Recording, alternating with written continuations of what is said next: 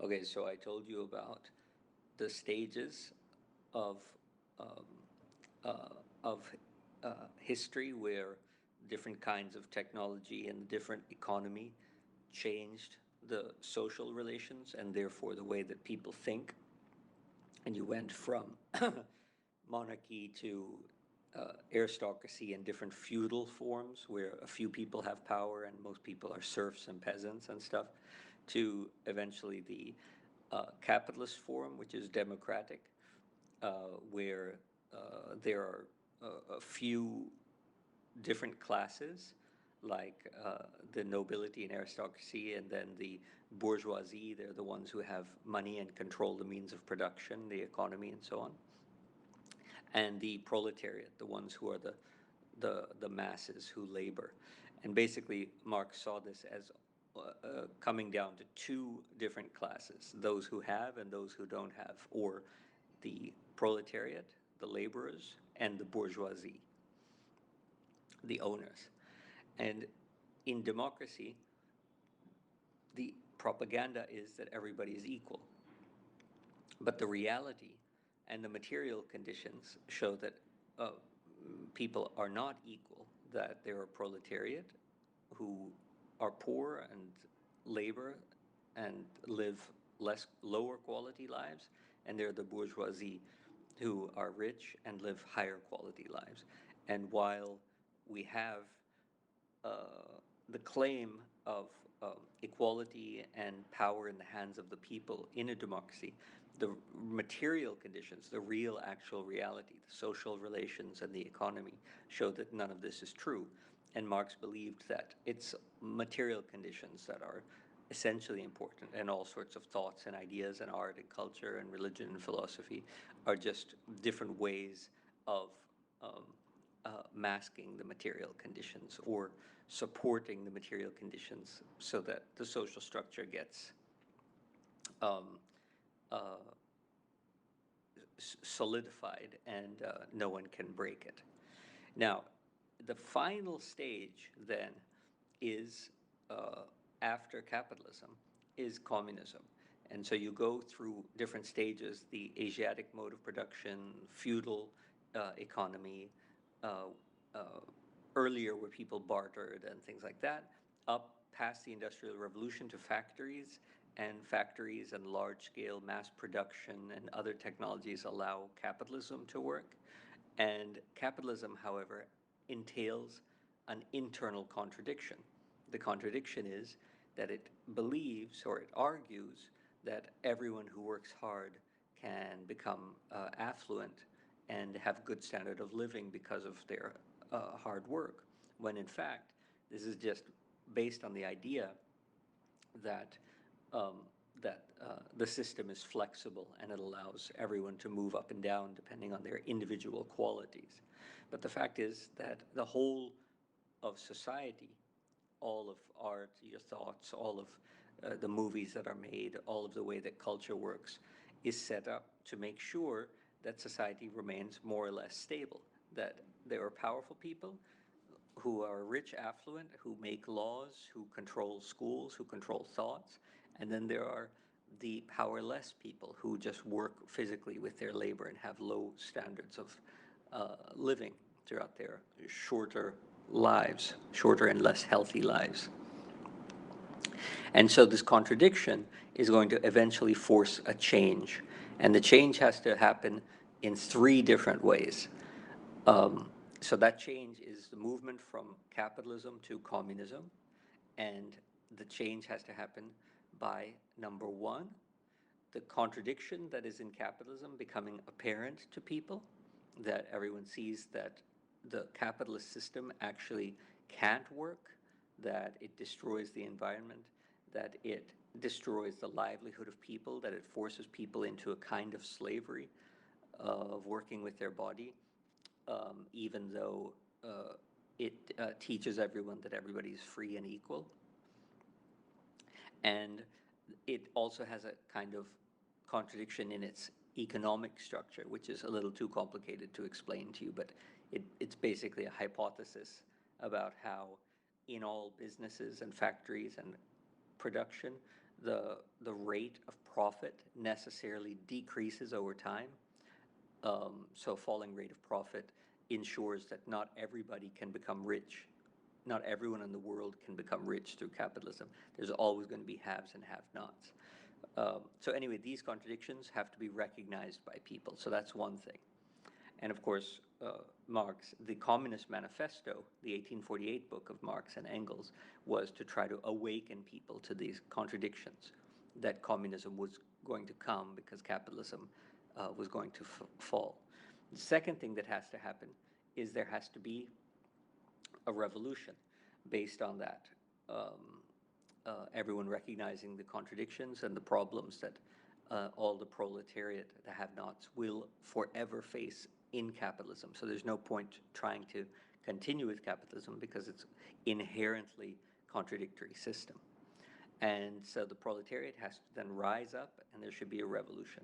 And of course, Lenin led that revolution in Russia. And then the third thing about for communism to become a reality is that everyone's consciousness has to raise. So Marx wrote at the end of one of his books called The German Ideology that that what is necessary is that the bourgeoisie transcend themselves and become like the proletariat. In other words, they become laborers. They learn to put their thought and wealth into actual production. And what is necessary equally is that the proletariat, who are just physical laborers, should become philosophers. They have to learn how to think, learn how to understand the nature of the world and understand the nature of things.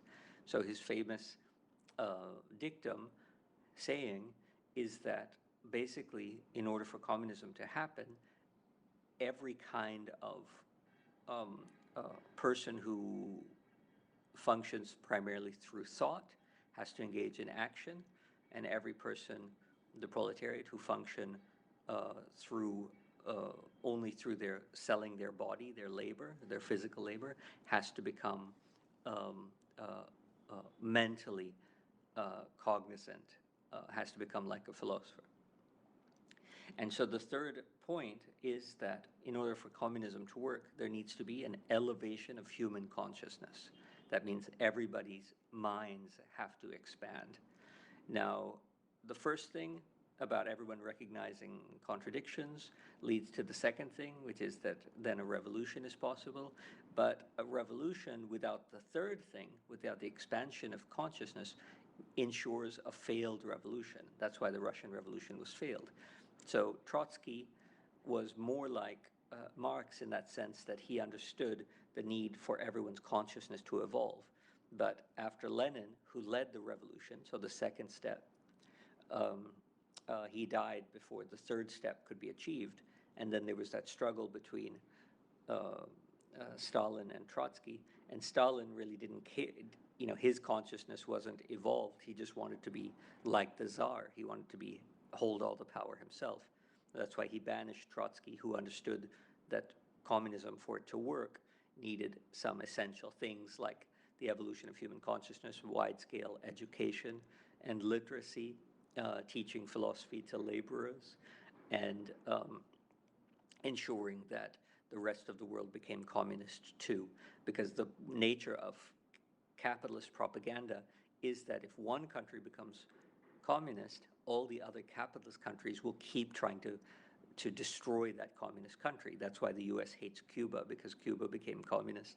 And the Americans, who are capitalists, don't want the Cuban equality and the good lifestyle that people live and the good health care that everyone receives and how no one has to pay for university and no one has to pay for health care and all that.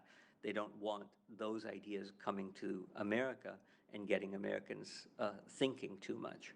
So that's why the US has tried to assassinate Castro so many times and overthrow the Cuban communist government.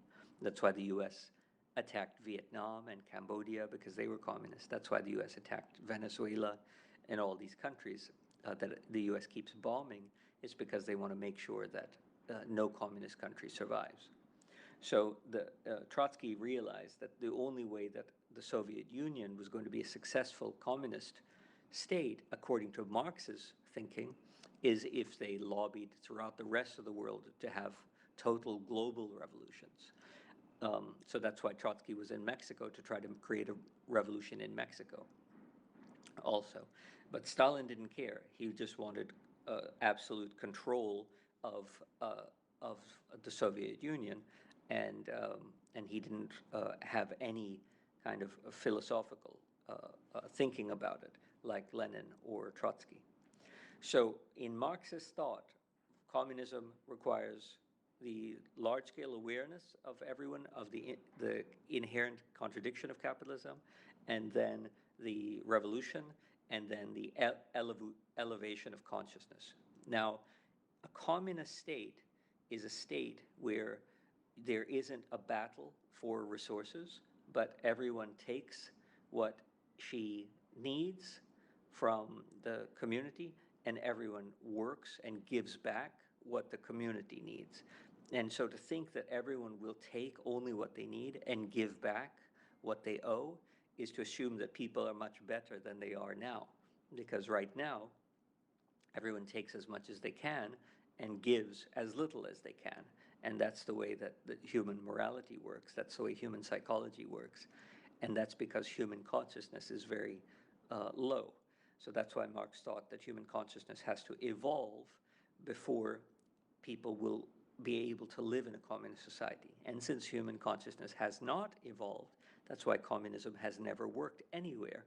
And so what you see in Animal Farm is that the consciousness of the animals is very confused. Like, first they are trying to first they're trying to celebrate their difference by saying 4 legs good and 2 legs bad, because the animals who are the proletariat recognize that they're good and that the capitalists, the farmers, are bad. Farmers are like the bourgeoisie in Orwell's story. So they want to have pride in their labor and their condition. So they say 4 legs good, 2 legs bad. But then the communists, since their consciousness is not evolved, become just like the capitalists. And so those who can stand on 2 legs take over. So they're like Stalin. And then they rewrite the motto that 2 legs good, 4 legs bad, so that those few animals who are able to walk on 2 legs then become the leaders of a totalitarian system, like Stalin's communist Soviet Union was a totalitarian system where everyone had to completely obey the law, or they would be sent to gulags, they would be put to death. So the problem that George Orwell is illustrating is that basically our human nature, or animal nature, is never evolved enough to make communism work. And the biggest philosophical argument about communism is, can people ever get elevated enough morality and psychology and consciousness to allow them to live the tranquil, peaceful, and prosperous life of communism?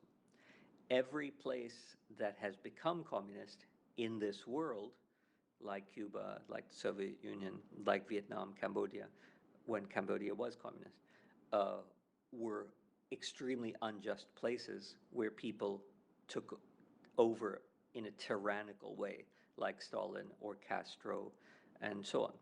And so the fact is that the third criterion of Marx has never been fulfilled because human consciousness has not evolved. So in communism, you have everybody just taking what they need from society and giving back what they owe, whatever they can give. So if I'm a strong person, then maybe I'll do I'll contribute to society through physical labor. If I'm very smart, intellectually smart, maybe I'll contribute to society through intellectual labor. If I'm a great architect, I'll contribute to society by constructing buildings. If I'm a great musician, I'll contribute to society by making music. But everybody will be paid the same.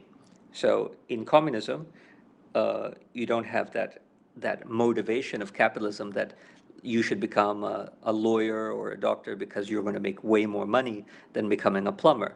in communism, a plumber is equally valuable to society as a doctor is, because every society needs plumbing just like it needs healthcare. It's not arranged like the capitalist society where we value various kinds of human activity more than others.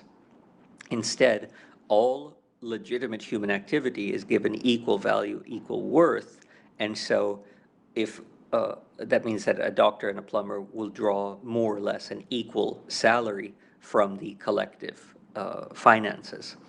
Um, and so it tries to eliminate greed from human consciousness. Again, that's why human consciousness has to evolve from what it is now for it to work. It also eliminates envy, it eliminates greed, it eliminates spite or malice and hatred and things like this. So this is why the consciousness change is necessary in communism.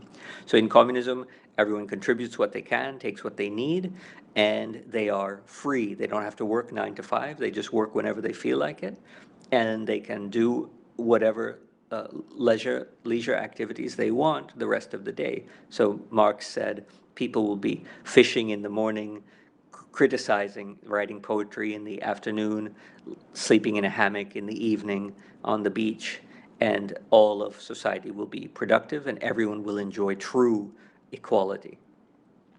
So the idea is that all of those things that were claimed to be true in capitalism, that people are equal, that you can live well if you work hard, things like that, they become actually true in communism. So in dialectical materialism, the idea that matter, material conditions, economy, and so on is all that is really important, and ideas and all these thoughts and stuff just follow from the economic conditions.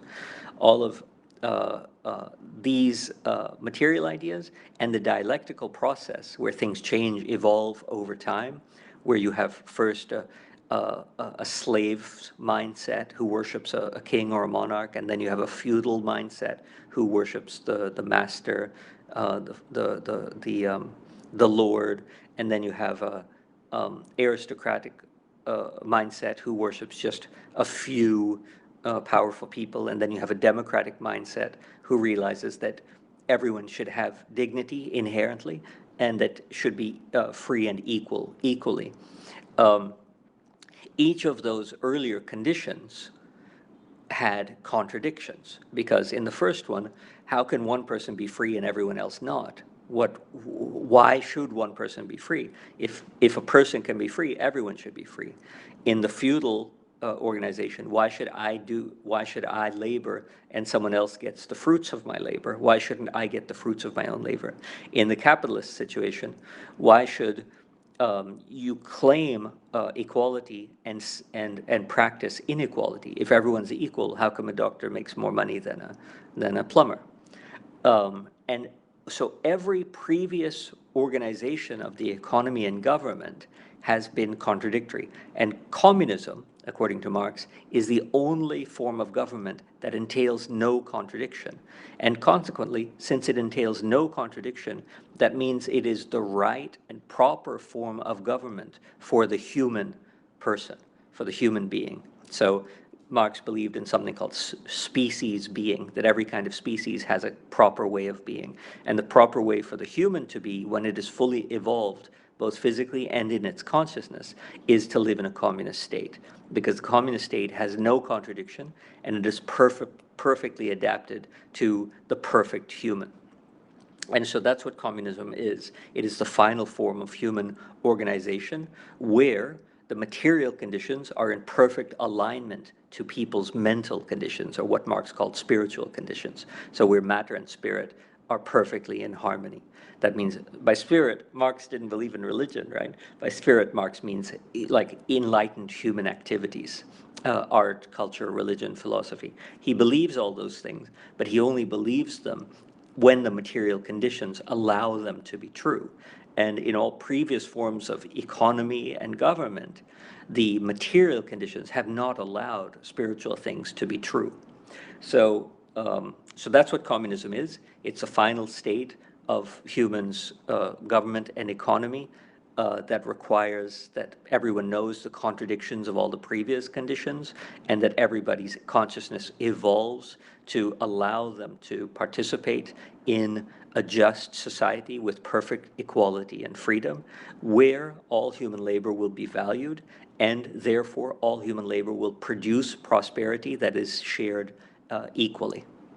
And in order for communism to work, according to Marx and to Trotsky, it has to require everybody's participation and that all governments should become communist. Because as long as some parts of the world remain in old contradictory organizations, like if there is caste in some societies, if there is capitalism in some economies, if there is feudalism or slavery in some cultures, as long as all of those things are true, then those cultures and societies and governments will try to spread and spew their propaganda into the communist society and cause people distress and reduce their consciousness, because it will create enmity and strife and discord and jealousy and all the kinds of things that have to be overcome by humans in a communist society.